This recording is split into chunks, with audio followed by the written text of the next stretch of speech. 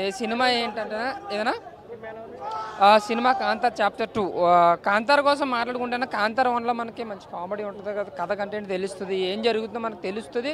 కొంచెం సస్పెన్స్గా సీన్స్ ఉంటాయి. అంటే మన హారర్ మూవీ అని కాకపోయినా కొంచెం భయపెడతారు అందులో.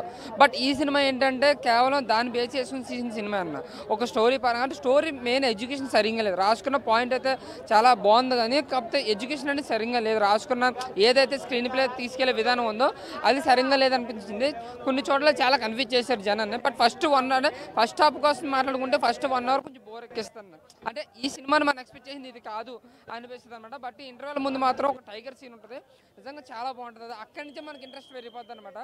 ఆ ఇంటర్వెల్ ముందు నుంచి చాలా ఇంట్రెస్ట్ పెరుగుతుంది. ఆ సీను బాగుంటుంది, ఒక 10-15 నిమిషాలు ఉంటుంది ఇంటర్వెల్ ముందు, అది చాలా బాగుంటుంది. ఇంకా సెకండ్ హాఫ్ వచ్చేప్పటికి ఏంటంటే ఒక శివుడు పార్వతి ఇది ఒక చాప్టర్, ఇది ఒక సెకండ్ వే అన్నట్టుగా తీసుకెళ్లారు. బట్ స్టోరీని మాత్రం కొంచెం కన్ఫ్యూజ్గానే తీసుకెళ్లారన్న. మరి ఓవరాల్గా అయితే మాత్రం క్లైమాక్స్ అరగంట మాత్రం నిజంగా చాలా అంటే చాలా బాగుంది. ఆ అరగంట మాత్రం రిషబ్ శెట్టి గారి యాక్టింగ్ ఫస్ట్ పార్ట్ కానీ సెకండ్ పార్ట్లో అంటే 3 షేడ్స్ ఉంటాయి ఇందులో. 3 షేడ్స్ కూడా చాలా అంటే చాలా బాగా పండించారు.